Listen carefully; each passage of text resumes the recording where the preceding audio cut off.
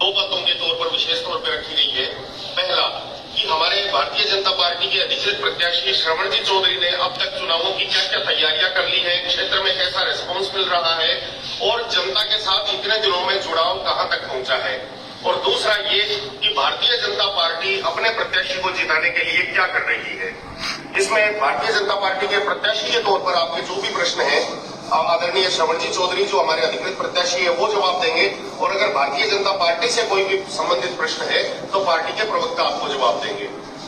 पिछले 15-20 दिनों में जो भारतीय जनता पार्टी के प्रत्याशी घोषित होने के बाद में भारतीय जनता पार्टी को श्रवणजीत चौधरी की व्यक्तिगत छवि का और इनका जो पिछले 30 वर्षों से शिक्षा के माध्यम से सामाजिक जुड़ाव रहा है उनका पार्टी को बहुत ज्यादा फायदा पहुंचा है और पार्टी को ऐसी कोई असुविधा का सामना नहीं करना पड़ रहा। नए व्यक्ति होते हुए भी हमें इनका परिचय प्रस्तुत करने की कहीं कोई आवश्यकता नहीं पड़ रही। जनता आसानी से जान रही है और आसानी से जुड़ भी रही है। ऐसे में चुनाव का जो अभियान है वो हमारे लिए बहुत ही आसान हो गया और पिछले 15-16 दिनों में हम फतेहपुर शेखावाटी विधानसभा क्षेत्र के गांव-गांव ढाणी-ढाणी तक भारतीय जनता पार्टी का विजन और पिछले 5 सालों में कांग्रेस सरकार का कुशासन, भ्रष्टाचार और विधायक की जो फतेहपुर विधानसभा क्षेत्र में तानाशाही रही उनके विरोध में स्वर बुलंद करने में हम कामयाब रहे हैं, जिस पर जनता ने अपने समर्थन की मोहर भी लगाई है, जिसके विश्वास के आधार पर हम पूरे विश्वास के साथ कह सकते हैं कि लोकतंत्र में विधानसभा चुनाव की ये जंग, लोक विधानसभा चुनाव हम भारी बहुमत के साथ और विधानसभा क्षेत्र फतेहपुर में भारी अंतर के साथ भारतीय जनता पार्टी के अधिकृत प्रत्याशी श्रवणजीत चौधरी ये चुनाव जीतने की ओर बढ़ रहे हैं। सबको नमस्कार। Print media, social media, electronic media के सभी मेरे बंधुओं को यथायोग्य वंदन, सादर प्रणाम। जो आ भी गए तो रात में विदेशों से लोग आए, फतेहपुर के बाहर रहते हैं, तो मेरा सबसे पहला तो मेरे सारे को निमंत्रण है और आप प्रेस के साथियों को भी एक तरह का निमंत्रण है कि सबको 10:15 बजे सूर्य मंडल में पहुंचना है। कल नामांकन किया जाएगा, नामांकन रैली रहेगी, तो दोस्तों आप सब उसमें पधारें। उसके बाद पिछले 20-25 दिन में मैं इस फील्ड में नया था, हो सकता है अनजाने में, जानबूझ के तो फिर कोई आदमी गलती नहीं करता, अनजाने में कहीं हो सकता है किसी साथी को मेरी किसी बात से आहत हुआ तो मैं उसके जवाब प्रार्थी हूँ। और मेरा एक ही मकसद है अब लाइफ का, मैं लाइफ को जीता हूँ मकसद के साथ। मैं लाइफ के 2 मकसद पूरे किए हैं। पहला पॉलिटिकल लाइफ है, सामाजिक लाइफ है। यहाँ मैं एक ही बात के लिए आया हूँ कि मैं यहाँ लोगों के साथ रह सकूं, उनकी बातों को समझ सकूं। और निश्चित रूप से फील्ड नया है तो नए फील्ड में एक बार आपको थोड़ा सा जोर भी आता है, पर लेकिन ये भी सत्य है कि 93 के बाद यहाँ कमल नहीं खिला है। कारण क्या रहा, मैं गणित साथ में 2 4 ही होते हैं, घुमा के बात कैसे भी कर लो। वो कमल खिलाने का जिम्मा जो पार्टी के बड़े अधिकारियों ने, बड़े नेताओं ने, बड़े गार्जियंस ने मुझे दिया है।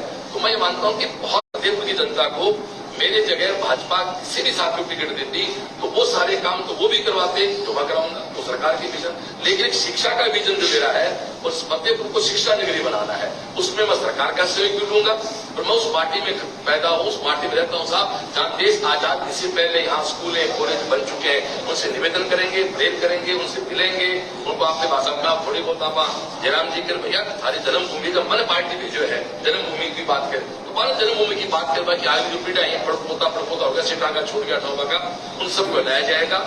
दूसरा मेरा रहेगा कि यहाँ जो क्राइम है तो फतेहपुर में क्राइम अलग तरह का है, यहाँ क्राइम नहीं है, ये आपसी झगड़े हैं जो क्राइम नहीं बोलते। पुलिस के दर्ज तो है, आपसे झगड़ों के हैं।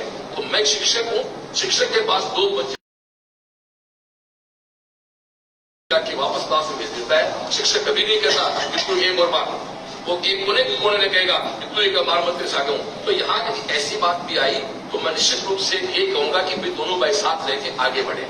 बाकी हमारा शहर बहुत कूल है, राज्य की धरती है, यहाँ अलबेले लोग रहते हैं। अक्सर लोग यहाँ कोर्ट की सोच के लोग होते हैं, रात को भजन नाचे तो भजन गाने पूरे मस्ती हो गए। अलग तरह का एक लाइफ है। मेरे सीकर साथी के मेरे पास आते हैं, मैंने कहा था सीकर एक मार्केट है, ये हमारा कस्बा है, ये शेखावाटी है, हमसे भागवत हो विकास सबको है। पर मैंने तो 30 साल सब पढ़ाया था, मेरे पास तो बच्चा है तो ना मैं जात पूछी ना धर्म पूछा, उसका मेरा धर्म पढ़ाना था। तो मैं जो काम 30 साल करके है वो एक दिन में छोड़ नहीं सकता। तो आप सबसे निवेदन है, लाइव सुनने वालों को, मीडिया साथियों को, कि हम सब लोग मिलकर आज हो सकता है मैं पार्टी का उम्मीदवार हूं, आप मीडिया के साथी हैं, चुनाव होगा 25 को, जिनको रिजल्ट आ जाएगा, फिर सभी लोग समझ रहे हैं, आप हम सब मिलकर, मैं तो मीडिया वहां के मीडिया बड़ा रोल रहा था, शुरू में बहुत असर होता, स्पीकर को बनाने में भी हम आभारी मीडिया के, मीडिया ने खूब कोऑपरेट किया, हमारी बातों को रखा, हमारे अच्छा को रखा, और कोई छोटी मोटी हमसे गलती भी हुई तो उन्होंने इसलिए उसको थोड़ा इग्नोर किया, गलती से पूरे शहर का नुकसान हो सकता है, पूरे शहर, आज आप जानते हो सीकर की जो आर्थिक कंडीशन है, वहां की जो इकोनॉमी है, वो करीब करीब शिक्षा पे टिकी हुई है, वही कार्यक्रम हम लोग फतेहपुर में करेंगे। दूसरा मैं बात करना चाहता हूं कि सभी लोग मिलकर फतेह बनाए, तो ये मेरा विजन है, यहाँ के पुराने सेठ साहब को वापस जोड़ना, शिक्षा की बात करना, और बाकी यहाँ जैसे भी मैं देख रहा हूँ सीवरेज वगैरह है, उनको लेकर थोड़ी सी लोगों बड़ी नाराजगी है, उन पे बैठ के बात की जाए। बारिश का पानी हमारे शहर का मुझे जरिया था, जनाब जी को छतरा शहर पानी गए, हमारे गाँव बस डालती दफा दिक्कत हुई, मेरा नरियाद नहीं है उनका मंदिर के पास, वो हम देखते हैं, वो बड़े प्रोजेक्ट हैं जो भारत सरकार, राजस्थान सरकार दोनों मिलकर पूरा करें, और मेरा सौभाग्य रहेगा कि मैं उस पार्टी का एक अदना सा एक कार्यकर्ता हूं कि मैं दोनों स्टेट और सेंट्रल दोनों पार्टियों के लिए मैं उनसे एक बजट लेकर आऊंगा। दूसरा जो इस लाइव सुन रहे हैं, वोट की वैल्यू समझाऊं, और बहुत गहरी बात कह रहा हूं, मोदी जी को पूरा देश लाइक करता है। एक एमपी का चुनाव होता है जो सीधा होता है प्रधानमंत्री के लिए।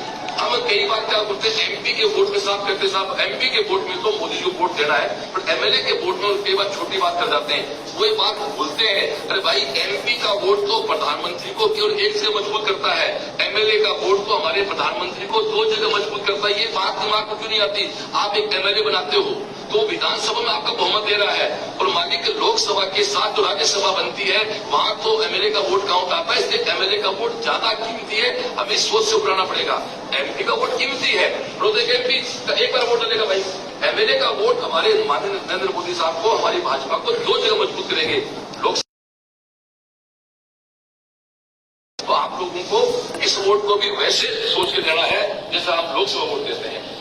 मोदी जी के वीडियो आपको देख रहे हैं, उनके सारे पोस्ट आप देखते हो, साफ कहते हैं कि हमारा निशान, हमारा उम्मीदवार कमल का निशान है, तो कमल के ऊपर बटन दबाना है, और कमल के बटन के अलावा इधर उधर दाएं बाएं जो भी कोई वोट पड़ रहा है वो सीधा सीधा, अप्रत्यक्ष नहीं, सीधा सीधा भाजपा की रास्ते की बाधा है, भाजपा के रास्ते खड्डे हैं। तो जो भाजपा को प्यार करते हैं उन सबसे निवेदन मेरा यही है कि वो कमल पे बटन दबाएं, और कमल पे बटन दबाएं। मेरी बात एक बार यहाँ रोकता हूँ, आपका प्रश्न हो तो आप पहले पूछ लें, उसके बाद आपका एक बयान, आओ तो वेलकम, जाओ तो बिल्कुल दूसरा एक सरोजी का भी, तो क्या आपको नहीं लगता है कि आपके इस तरह के स्टेटमेंट चुनावी माहौल के अंदर पार्टी को डैमेज कर रहे हैं? आपको मैं बिल्कुल इसका जवाब हमारे होंगे देंगे, आपसे मांग रहे हैं, आपसे प्रयास करता हूँ।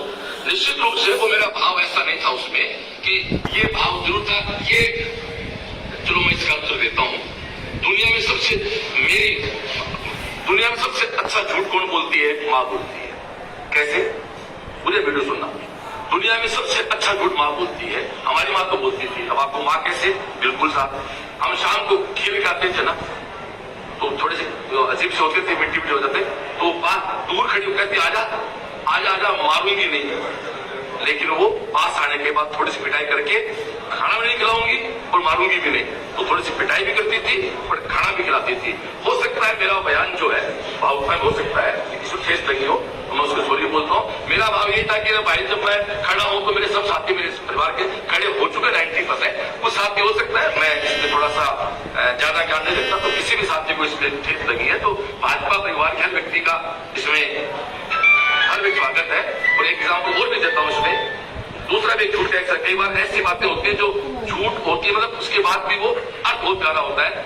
एक बच्चे की पहली माँ खत्म हो गई, उसके पिता ने दूसरी शादी कर ली, तो पिता ने उस बच्चे से पूछा माँ अच्छी कौन सी है, तो उसने कहा मेरी ये वाली माँ झूठ नहीं बोलती है, पहली माँ झूठ बोलती थी, मतलब जो जन्म दिया वो झूठ बोलती थी, ये झूठ नहीं बोलती। पिता बड़ा अजीब लगा, यार तो स्ट्रेट मदर है, जो सच बोल रही है, वो झूठ।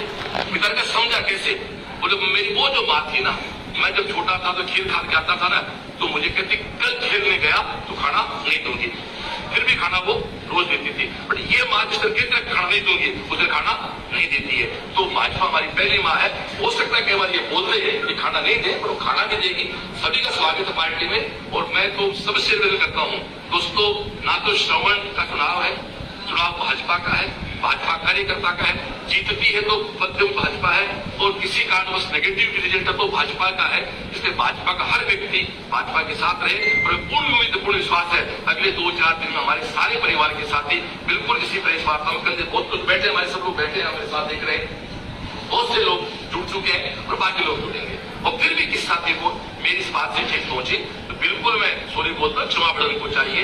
गलती करना मानव प्रवृत्ति हो जाता है, गलती के बाद स्वीकार नहीं करना मानव प्रवृत्ति नहीं है। मैं स्वीकारता हूँ, उसको हो सकता है मैं भावुक सा व्यक्ति हूँ, टीचर रहा हूँ, तो हो सकता है परेशान हो गया और किसी बात को लेकर, तो मैं सॉरी बोलता हूँ। 2008 के बाद का आपने चुनावी गणित बताया। हाँ, मैं आपको पूरा इक्वेशन भी बताता हूँ। इक्वेशन कोई के लिए कांग्रेस क्यों जीती, बीजेपी की फूट के कारण, बीजेपी की विद्रोही उम्मीदवार के कारण जीते। इस बार भी इक्वेशन वही है, तो फिर आप सॉल्यूशन कैसे करेंगे, कैसे पास मार लेंगे, कैसे सफलता प्राप्त करेंगे, डैमेज को कैसे कंट्रोल करेंगे? डैमेज समीकरण तो वही है जो पहले 1998 से चलती आ रही है, कोई परिवर्तन नहीं आया। इसका जवाब आप बोले। पहले दिल्ली में राज नहीं था, अभी दिल्ली में राज है।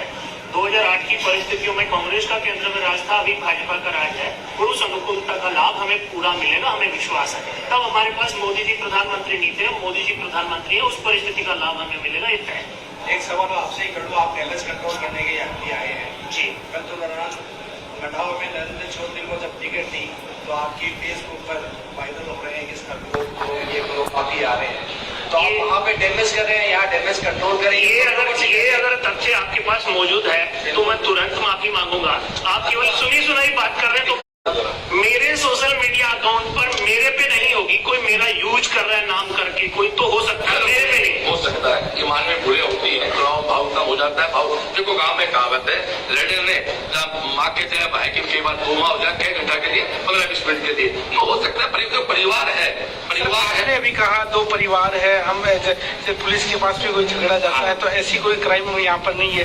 लेकिन आपकी पार्टी के जो 2, क्योंकि कांग्रेस अभी एकजुट है, लेकिन आपके जो 2 भाई निकल के बात करते हैं, मधुसूदन पिंडा की जो बात करते हैं जेजेपी से जुड़ा, लेकिन आपकी पार्टी के जो कार्यकर्ता है वही उधर है, कोई अलग नहीं है। क्योंकि पार्टी की भले ही वोट ज्यादा हो, लेकिन आपकी पार्टी 3 जगह हो रही है। इसको लेकर क्या चुनाव 25 तारीख को भाई, चुनाव के भी 20-22 दिन बाकी है।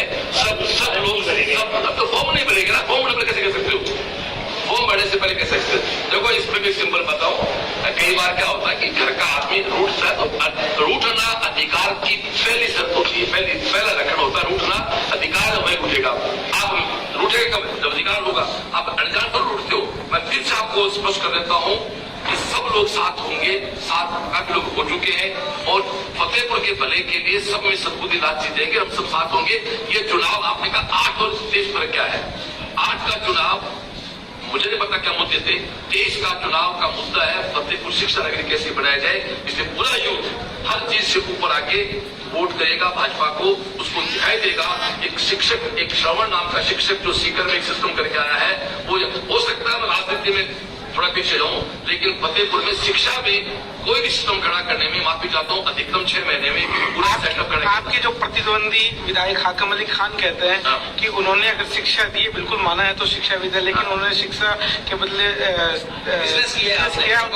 उन्होंने ये भी कहा है कि हमने 1 कॉलेज मांगी थी फतेहपुर ने, हमने 2 कॉलेज दिए, हमने स्कूलों को क्रमोन्नत करवाया है। और बड़ी बात है, कॉलेज कहाँ चलती है आपकी? वो तो सीटों की देन है, बिल्डिंग सीट हमारी सरकार ने क्या दे दिया भाई जी? स्टाफ को छोड़ो, बिल्डिंग का वो तो सीट नहीं बढ़ाई है। वो तो मैं शुरू से कह रहा हूँ, मैं समान सीटों करूंगा, तो पहले कह रहा हूँ मैं। की बात करो, स्कूल कागज पर नहीं होती है, वहाँ पूरा साइंस खोल दी। यदि साइंस खोल के आप स्टाफ में भेजते हो ना, तो आप बच्चे का पूरा कर रहे हो, गलती और बस गया। दूसरा मान लो गाँव है, आपने साइंस खोल दी, फिजिक्स केमिस्ट्री बायो टीचर नहीं है, तो फिर कोई बच्चा रुकिया रोजाओ बेचारा, तो उसके साथ न्याय कर दिया आपने। स्कूल नहीं होती तो और तो क्या पड़ता है बेचारा।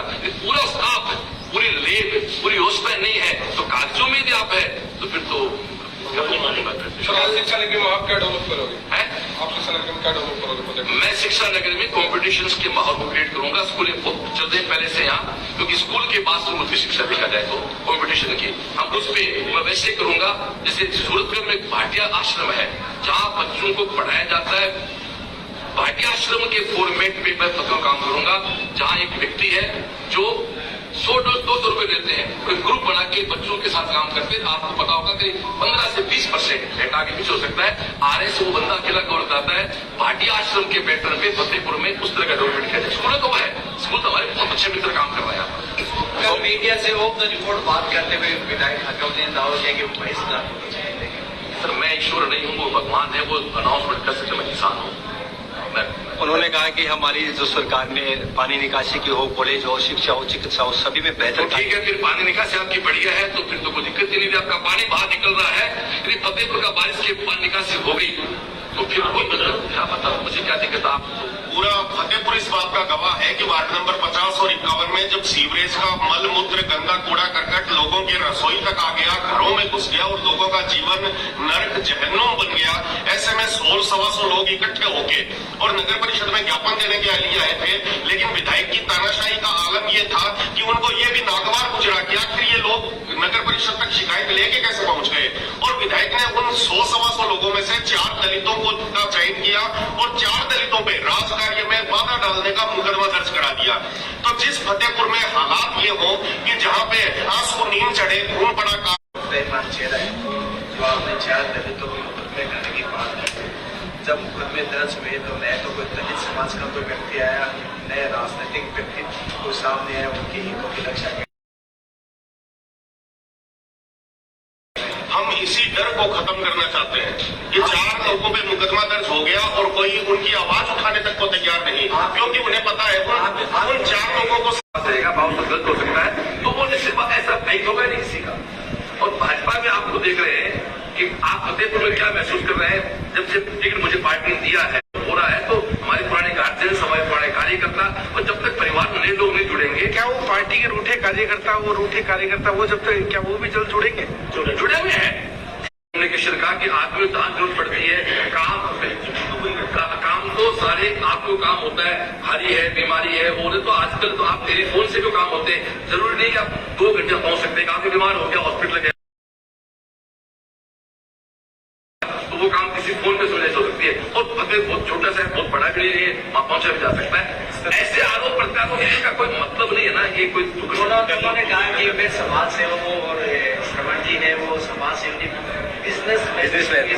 अच्छा, मैं बिजनेसमैन हूँ तो आप ये बता दो, जो बच्चे मेरे पास पढ़े हैं ना, और आप में से बहुत से लोग खड़े हैं, वो अपने दाईबड़ सुन लें कि जो बच्चा मेरे पास पढ़ा, जो हमारी फीस थी, उसमें हर व्यक्ति का कहना कैसे बांटते हैं। स्टाफ भी लाना होगा, उसको नोट्स भी देने, पेपर देने। लेकिन फिर भी हमने कोटा में जो खर्चा 4 लाख का था, वो खर्चा हमने 1.5 लाख सीकर में करता है। 2.5 लाख रुपए प्रत्येक बच रहे आपके। अब ये तो बुद्धि चाहिए ना समझने के लिए, इस दिमाग चाहिए। आप क्या ये समझाइए, आज सीकर हम नहीं होते ना तो आपके बच्चे कोटा जाते। ये खर्चा कोटा में 4 लाख होता, वही हम 1.5 लाख का खर्चा 2.5 लाख रुपए आपके हमने प्रत्यक्ष बचा दिए। दूसरा, फतेहपुर आपका बच्चा जाता है, आप जो भी हमारे तो लगता है मेरा शहर है। कोटा आप जाओगे तो बच्चा वहाँ प्राय अपने आप फील करता है। भावनात्मक बहुत जरूरी है। एक अनजान व्यक्ति अगर खाना खाए, एक जानकारी खाना खाए, भावनाओं को बड़ा फर्क पड़ता है। ये हमने फतेहपुर किया है। और दूसरी बात विधायक जी कह रहे हैं उनके परिवार के बच्चे पढ़े हुए हैं, उनसे पूछ लो परिवार के बच्चे पढ़े थे तब वो मुझे आप एजुकेशन से जुड़े हुए आदमी और युवाओं में अभी जो पढ़ने वाले सबसे बड़ी समस्या है कि उनके नौजवान बच्चा करे वो कैसे करना सीकर में करते, तो एजुकेशनल के राह में आप इसको कैसे कंट्रोल करेंगे? इस पे हम लोगों ने बहुत इसका तो मैं टीम मेंबर हूँ, राजस्थान की कमेटी बनी है। मैं कोचिंग के यहाँ पे उनमें एक प्रतिनिधि हूँ। मैं मुख्यमंत्री महोदय से अपने सबने कोचिंग वालों से एक बात की थी, हम गए भी थे। मैं उसके जिम्मेदार एक व्यक्ति हूँ। इस पे सीकर में ये घटनाएं बहुत बहुत बहुत बहुत कम है। 30 साल यूनिवर्सिटी में आए हुए लगने के बाद, बाकी तो नो डाउट है समाज में डिप्रेशन स्वीकारते हैं, प्रेशर भी है, इसको रिलीज करेंगे। इस पर हम ठीक सा काम कर लेते हैं। सर, कल की सभा में कौन बड़े नेता आ रहे हैं आपके नाम? कल की नामांकन राठौर साहब आ रहे हैं और हमारे अपने मैसेज बीजेपी है, पहलवान है, फिर वो मेरे पारिवारिक मेंबर है, तो उनको मैंने कहा आप भी आओ एक बार। तो वो एक अपना सेलिब्रिटी है अपने आप में। इसके अलावा हमारे वोट वर्बाजी आ रहे हैं। और बाकी कल क्या है कि करीब 70 बीजेपी के हमारे साथ फॉर्म भर रहे हैं। इसलिए थोड़ा सा सभी मेहमानों का राज सारण आ रहे हैं। इसके अलावा मोहम्मद से महाराज से हम निवेदन किया, उनके आशीर्वाद देने के लिए हमें पूर्ण विश्वास है हमारे बीच आएंगे।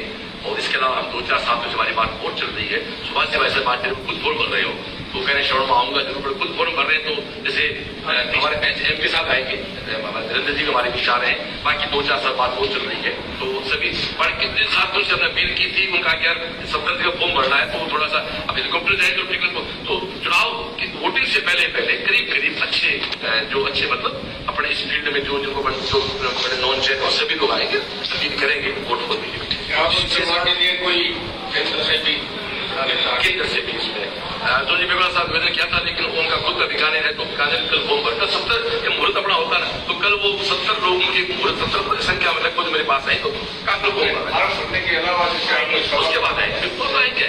तो पार्टी की को तो स्टाफ की प्रचार कौन हम आएंगे पार्टी साहब पार्टी है ज्यादा पार्टी है क्यों पार्टी को पता है 30 साल बाद हमारी संभावना बनी जीतने की। और ये 22 साल की आप जीत जो बता रहे हो तो ये इस बात को याद रखेंगे। आपकी प्रेस वार्ता में 3 तारीख को ऐसी मीडिया बैठेगी दोबारा बात करेंगे। तो सर एक और पूछना चाहेंगे, जैसे कांग्रेस और जेजेपी दोनों में घोषणा हो चुकी है कि अगर जीत जाते हैं तो राज्य में हिस्सेदारी होगी। डोटासरा जी ने वहाँ गरिंडा में कहा और दुष्यंत जी ने कहा था यहाँ पे, तो क्या आप भी करेंगे पिछले 30 साल से फतेहपुर से कोई मैं जानता हूँ यदि आप मुझे जिता के भेजते हो तो मैं मां साधे में आशीर्वाद है कि मैं फतेहपुर की आवाज को मेरी सरकार में और ढंग से रखूंगा। सरकार का हिस्सा मैं मेरे सरकार का एक विधायक के हिस्सा में रहूंगा और मैं आज मंत्री वगैरह के लिए वो सर मेरी औकात नहीं है सर। मैं पार्टी और मेरे भाग्य का है ये तो मैं आपने ज्वाइन की तब बातचीत नहीं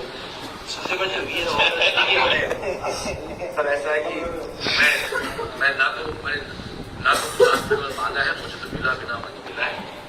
नहीं दोनों पार्टियों ने घोषणा की थी तब बड़े लोग मैं बड़े लोगों को चुनाव में आपसे नहीं कर सकता, बड़े लोग कुछ भी कह सकते हैं। वो राजा है हमारे